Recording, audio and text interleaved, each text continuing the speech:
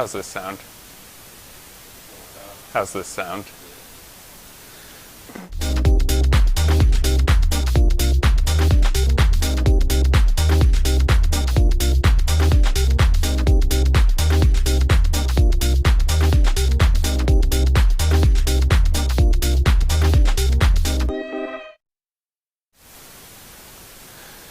Hey y'all, I just want to take the chance to start off by saying that, hi, my name's Chad Mandala. I use he, him pronouns, and am excited to have the opportunity to be a part of the MSP lecture series tonight with this talk entitled Queerness is a Particular Liability, Fueling Rules in LGBT Resource Centers.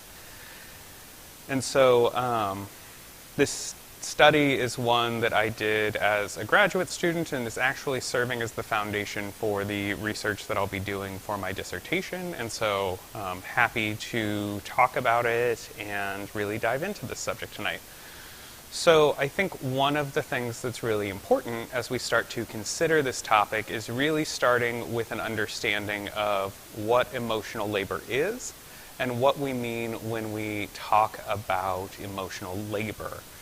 And so emotional labor from a definition perspective is the production, management, and transformation of emotions in a manner that is occupationally required. And so I think that's the really important context there, is that when we're talking about emotional labor, it is something that is done in the context of the exchange of a wage. So something that is done as part of a job that is compensated. And that a number of things that you hear about that are talked about as emotional labor can also exist in spaces that are not affiliated with the exchange of a wage in that labor context, but in those ways, the literature around emotional labor makes a distinction, and that those things would be something that would be clarified around emotion work or things in that capacity. And so when we talk about emotional labor, it's really important to remember that the literature and the scholarship that we are talking about is really honing in and focusing on how these behaviors are exhibited within the context of someone's job, their occupation, their employment, right? And so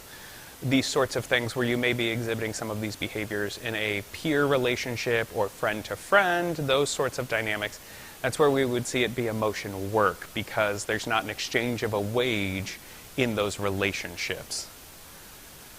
And so the subset of the emotional labor literature that we are really looking at in this study is what folks call, what is referred to as feeling rules. And so when we talk about feeling rules, they are the specific norms and guidelines within a workplace that can be formal or informal that sort of govern interactions, right? And so really thinking about that in the context of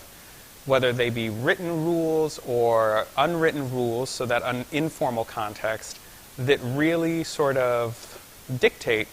how you engage with folks. And so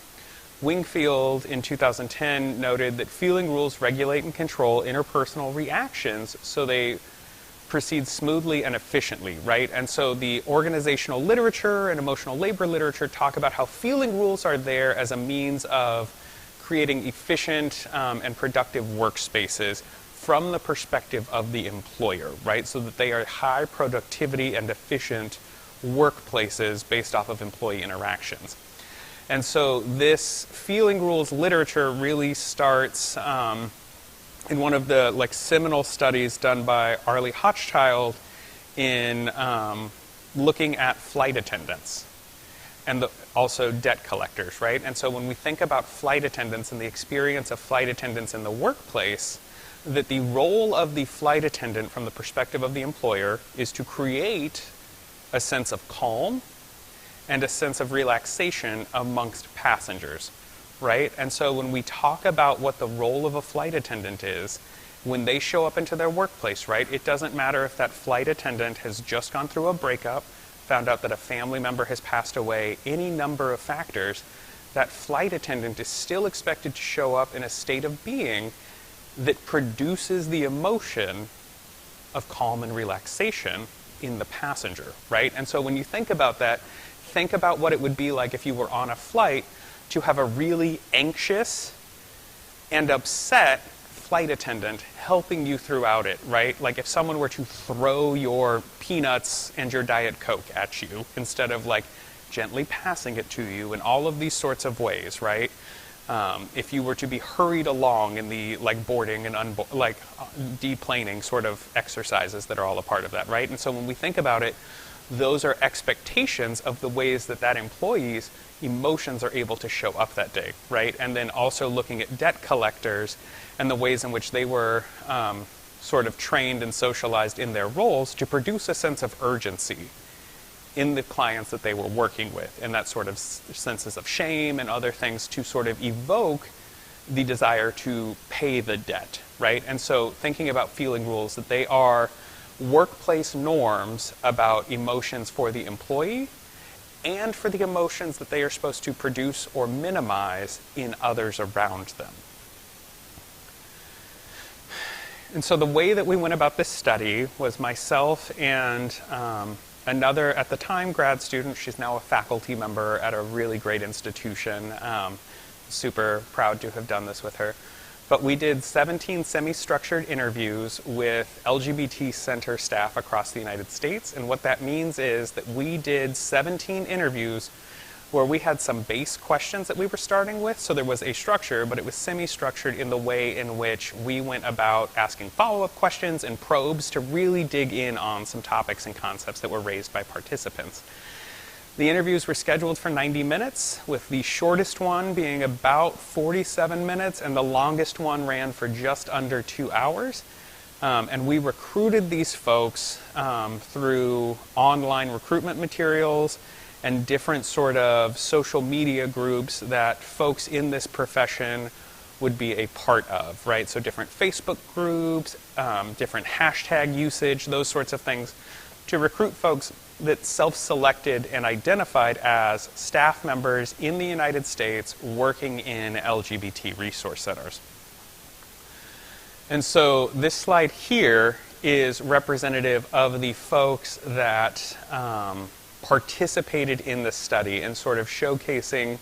the various identities of the folks that we talked to held and the pseudonyms that we worked with them on, right? And so none of the names that you see here are actually the names of any of our participants. They all got to self-select pseudonyms to help protect their identities and give them some confidentiality as they were talking with us about their experiences in the workplace. And so the question comes to, what did we find, right? So the questions that we asked in these semi-structured interviews talked a lot about what their roles were, where their institutions were, what type of institution they were at. We also asked questions about sort of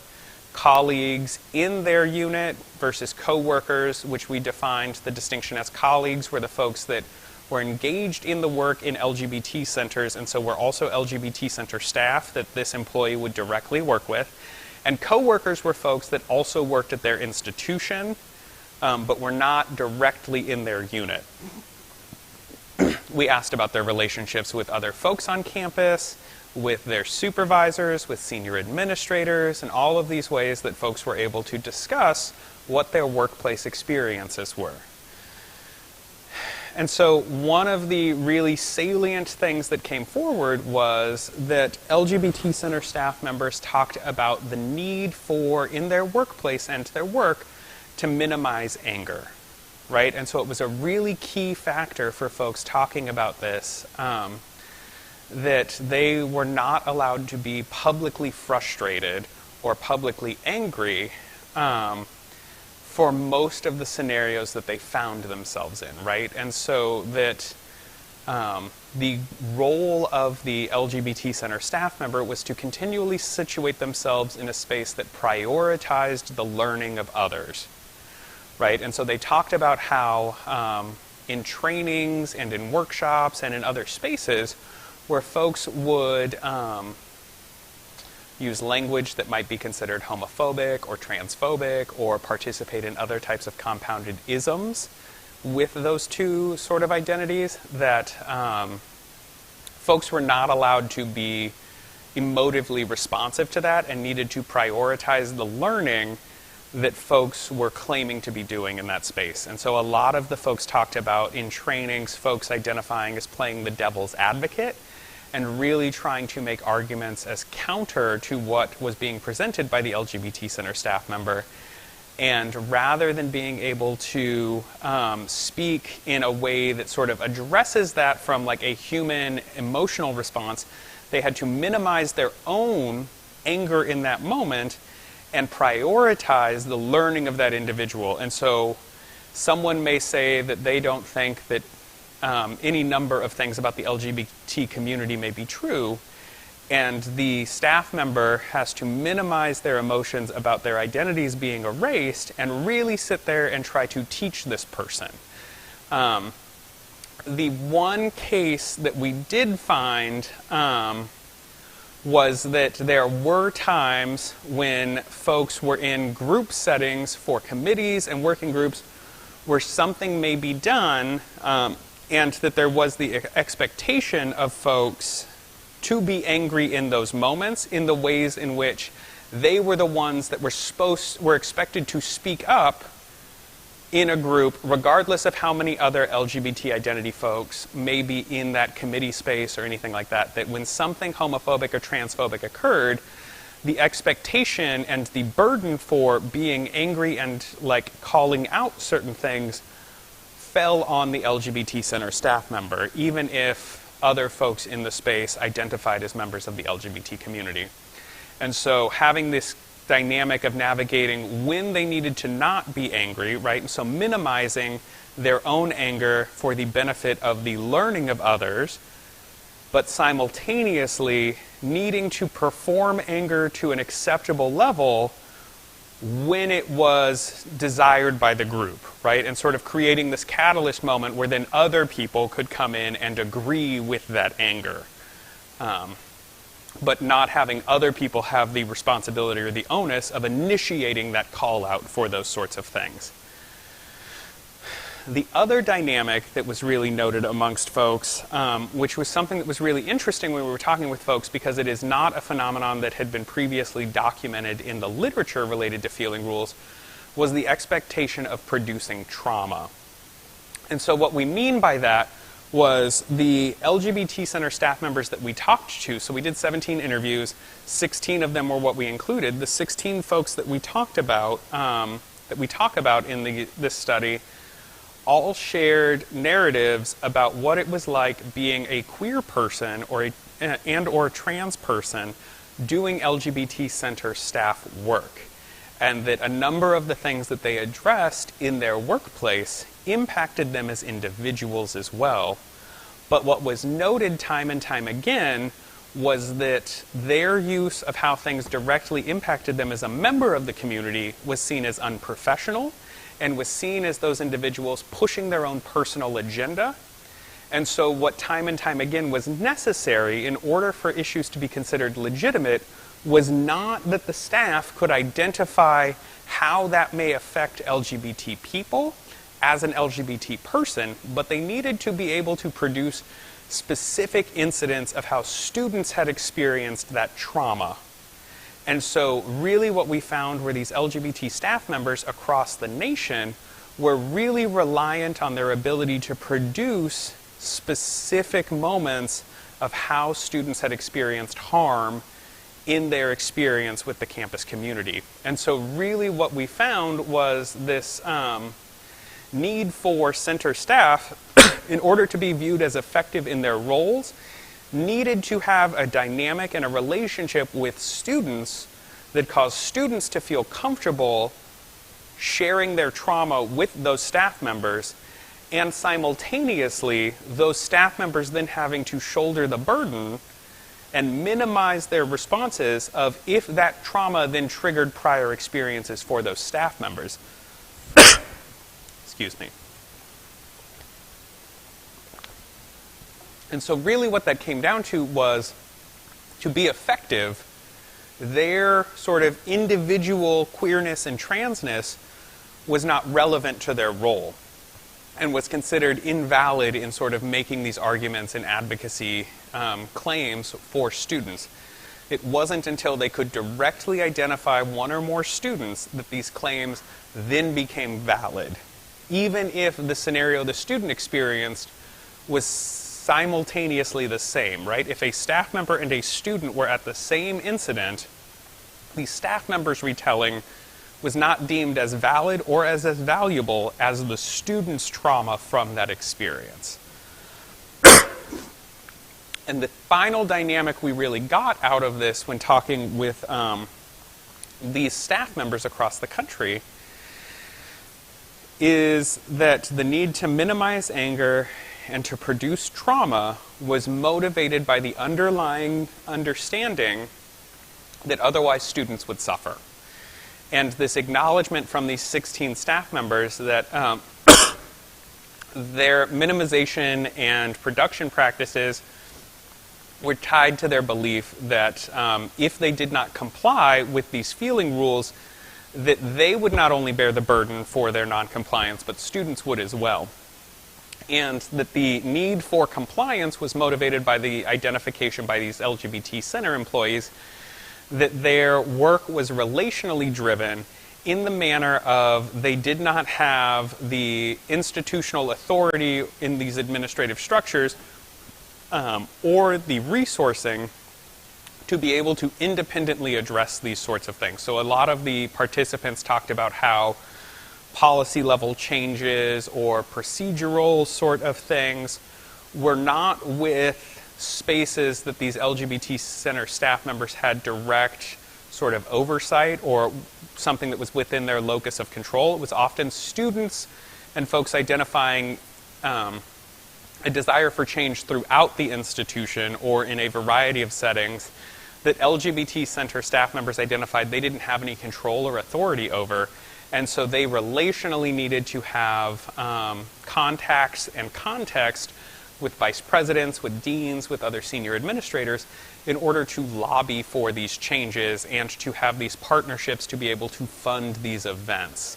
And so really what we found was that the sort of aspect of this was that if these LGBT center staff members did not minimize and produce in the ways that they were socialized to, not only would they experience negative career outcomes, there were a number of folks that talked about a fear of being terminated from their roles. There were a number of folks that talked about how they were deemed to not be a team player institutionally, and the ways in which folks talked about their perception that their careers were held back in comparison to folks who were more willing to participate and engage these rules. And on top of that, that students would not be able to have the experiences these staff members were trying to create because they would not then have the institutional sort of access and resourcing to be able to create those. So the things that are really, I think, important to note about this is that we interviewed from these 16 folks individuals across racial identities, across gender identities, across institutional types, and across a geographic region. And all 16 folks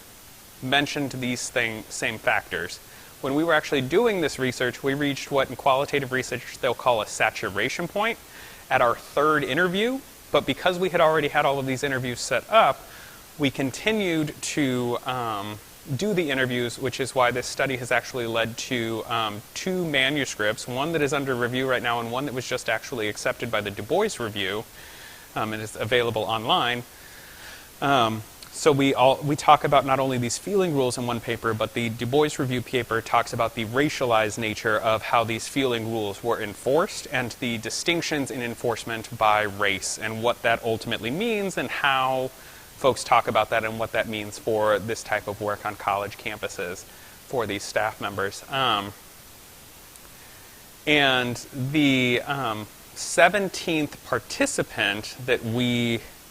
interviewed, that we excluded from our analysis, was because that participant was the only one that identified as a heterosexual working within the LGBT center spaces, and there was just no way to sort of evaluate or benchmark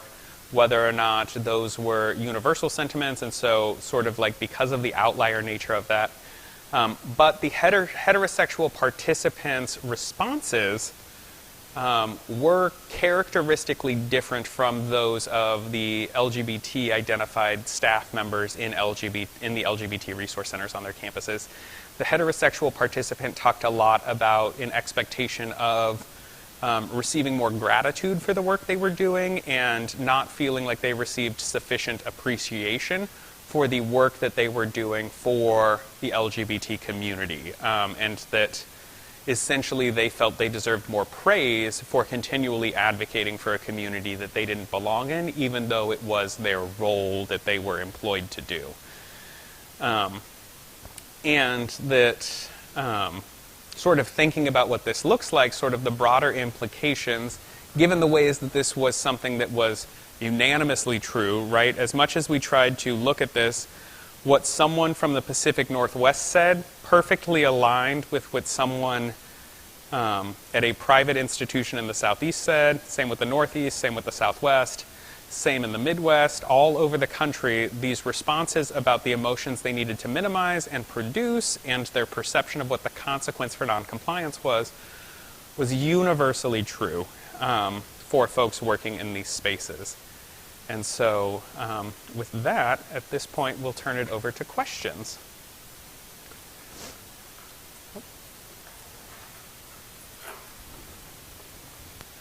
How do you... Okay, so the first question is, how do you mitigate conflict effectively other than mandatory training? So I think in a number of ways, the idea of mitigating conflict, I think, is something that we talk about in a lot of ways, and that I don't necessarily know if conflict is something that is necessarily sought out to be eradicated as much as I think trying to have folks more clearly communicate. I think if you're talking about conflict in the context of folks holding like perspectives that are rooted in the exclusion of folks on the basis of identity, I think that's where that comes into play. But I think that when we talk about just doing things via training, that what a lot of the research, especially when you look at the research and the scholarship on the basis of sexual harassment, is that trainings are good, but that behavioral change comes through policy and accountability. And so that I think that it is something of where only doing trainings is something wherein it is not necessarily functional on its own and needs to be in tandem with other things.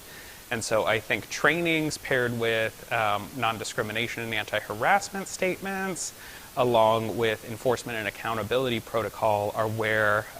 that would sort of come in based on the things that are there. I think in the context of the ways that folks talk about that is that I think in a lot of ways that conflict is from their perception of how they are evaluated in their role, right? That folks talked about being socialized around the perception that if they were not able to minimize their anger, that they would be penalized in their role. And so I think that is sort of the way of where folks really found themselves trying to navigate those moments of pushback and conflict in a training from a lens that did not involve them directly addressing the conflict and more trying to sidestep it in order to kind of answer the question in a way that was still educational. So I hope I got that in what you were meaning by that question. If not, if you want to follow it up in the chat, I'm happy to keep chatting. Did participants discuss burnout or attrition of employees of LGBT resource centers because of these workplace challenges? So yeah, so we had a number of folks that talked about a variety of aspects of what burnout meant, about folks transitioning out of jobs. We had folks talk about their peers at institutions that did not comply with these sorts of perceived feeling rules in their workplaces and how they had been terminated, how they had been penalized. Folks talked about seeing their peers be promoted much more rapidly than them, or being told that they weren't considered for positions because they weren't good team players, in a variety of ways. And so I think we definitely saw a number of folks talk about how heavy this burden of these feeling rules can be on them and what that looks like and what that means. And especially when starting to look at the racialized dynamic of that, of staff of color and BIPOC staff in these spaces really having some stronger responses when they were non-compliant with these feeling rules than their white peers. And so really seeing that, but yeah, we did see a lot of folks talk about burnout and attrition. We also saw a lot of folks talk about how doing identity-based advocacy work had impacts on their relationships outside of work because of the fact that their queer and trans identities did not stop just because it was 5 o'clock and they were going home. And so what all of that looked like and meant. And so really seeing not only burnout and attrition in their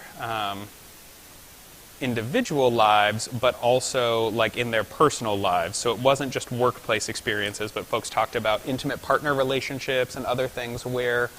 the need to sort of decompress from these situations and express their emotions authentically really came into play. And a number of folks actually talked about seeking out therapy because of these experiences. And the last question is, how do we address the notion that students who aren't a part of the LGBTQIA plus community will suffer if things change to be more inclusive? And so I think when I think about this, I really root these conversations in a number of ways, but I think that the first one, like the main way, starts with what Dean Spade, who is a trans attorney that is out of Seattle, frames as the concept of trickle-up justice. And I think in a lot of ways when we talk about things, that as we start to make our practices, our world, our approaches more focused on how we are supporting the most minoritized parts of our community, we actually find solutions that benefit everyone. And so some of the examples that Dean Spade will talk about is how you can actually find economic justice solutions for folks that have $10 million and due to some circumstances drop down to only having $5 million, right? Like you can find solutions that help get those folks $5 million back to $10 million without actually addressing systemic poverty and a number of other things. But if you are really rooting out like the core like of who is most directly impacted by systemic poverty, by all of these ways from an intersectional identity-based lens, and start addressing those root causes, you actually will find ways that have a much broader and much deeper effect overall than if you really start focusing on just some really explicit cases that do not have sort of like that depth and systemic approach. And so I think in a lot of ways, by talking about workplace experiences and how folks are expected to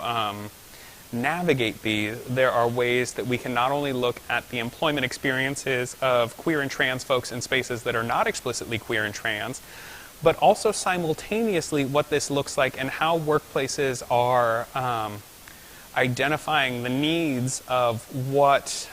it looks like for services to be consumed and the expectations of employees as they are providing those services. And so I think by really looking at this and digging into it, there are ways that we can be having these conversations about how we are working on supporting and including queer and trans spectrum students that simultaneously will create approaches that have a benefit to the broader population of students. And with that, I just want to thank y'all so much, and thank you to the team at Multicultural Services and Programs and the Division of Student Affairs at UGA for inviting me to give this talk tonight. If y'all have any questions or follow-up or things, feel free to reach out to MSP, and they will be happy to put you in contact. So thanks again, y'all, and have a great night.